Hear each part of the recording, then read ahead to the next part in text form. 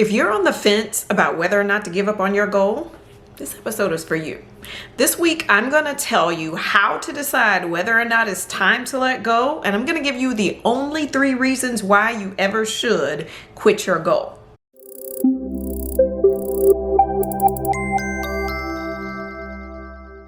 Welcome to How to Be a Dangerous Woman, a place where we dive deep into breaking down into what makes amazing women just like you think, feel, and perform at levels beyond what you thought was possible.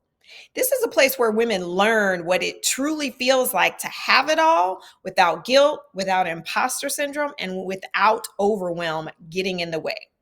I'm Dr. Crystal Connor, and together we're going to explore the health, mindsets, and strategies that distinguish the world's top performing women. And you're going to walk away with the exact tools that you need to build and create a life on your own terms. I believe that there are 3 instances where you should either stop pursuing your goal or pause. And those are number 1, when you're beating yourself up all the way to reaching that goal. Number 2, when the goal no longer aligns with who you want to be anymore. And number 3, when you're okay with not achieving the goal. So let's break those down and talk about the first one.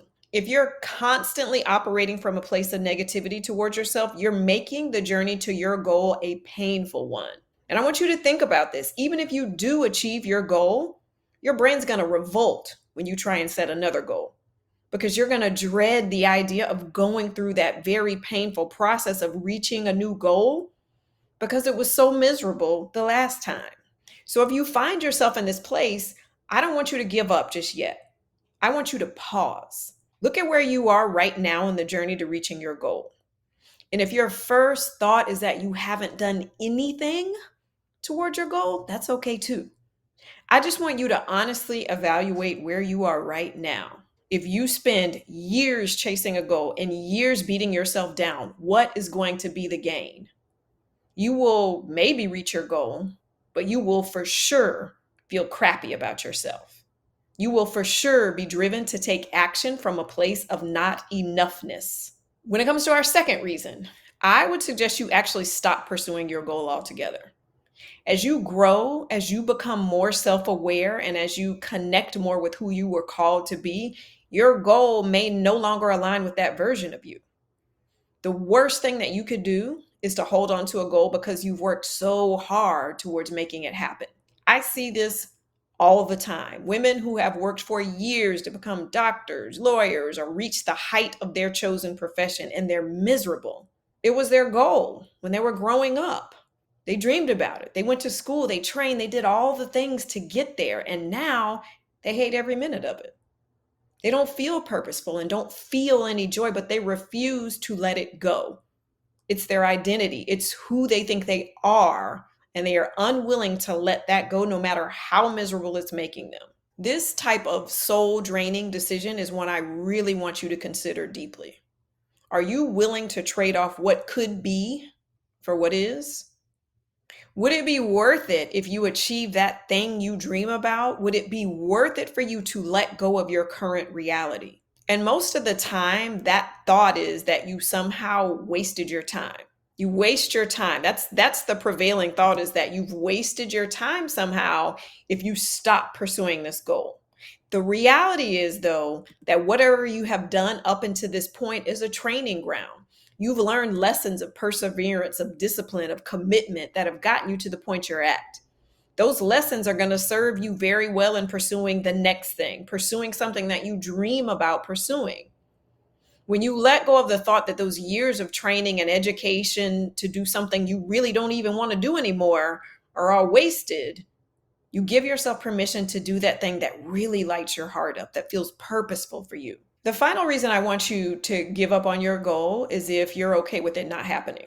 Hear me out on this one. If you're okay with it not happening, you are already setting yourself up. You are giving yourself an out before it even happens. You're making it okay for it not to come to pass. This is your brain's very sneaky way of protecting you from the scary unknown. You tell yourself that you really want this thing, but it's okay if you don't have it. The goal is to protect from disappointment, but the reality is that it only creates pre-disappointment. Disappointment before the fact. So instead of being disappointed on the journey to reaching the goal, you allow yourself to be disappointed that you never set out to achieve it in the first place. This passive desire is what will keep you from achieving your goal. Think about the emotions that are created from if it happens, great. If it doesn't happen, that's okay too.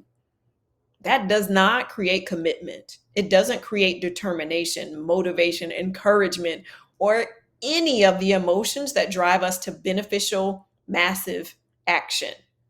That thought drives complacency, comfort, and safety. And the action that you take from those emotions may be enough for you to fool yourself into thinking you're working into your goals, but they won't be enough for you to actually reach them.